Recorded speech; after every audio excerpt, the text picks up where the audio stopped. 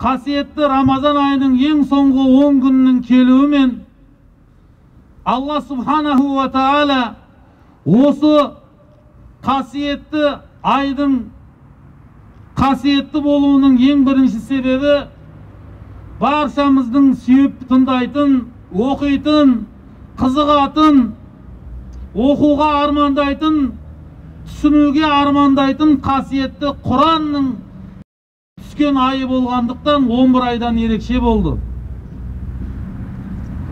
Және бұл айдың жұма күні qasiyetli barша aptalardың барлығынан сұлтан болып кетті. Себебі сол жұма күні бастап түсе бастады. Осы айдың, осы күннің белгісі болғаннан кейін, осы Құран түнде түсіп бастағаннан кейін, Allah subhanahu wa ta'ala ол түнді де қадірлі қылып жіберді. Міне осы түн жайында Allah Тағала былай дейді: Инна анзалнаху фи лейлатил қадр. Расында біз бұл қасиетті ақиқи Құранды biz түсірдік.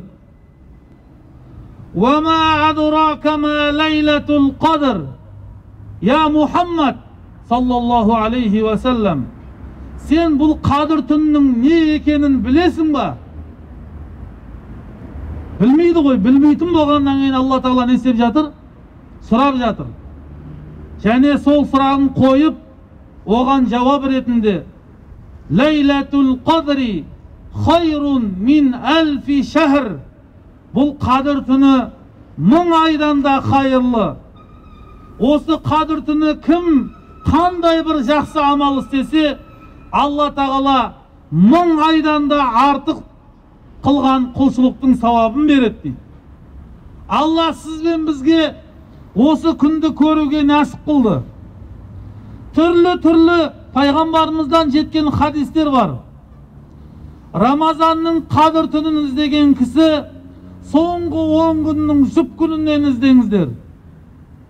Я болмаса тақ күндерінен іздеңіздер. Я болмаса 26-сынан 27-сіне қараған түні іздеңдер деп пайғамбар саллаллаху алейхи ва саллям осындай 3 түрлі мағынаға келетін хадисті біздерге жеткізеді.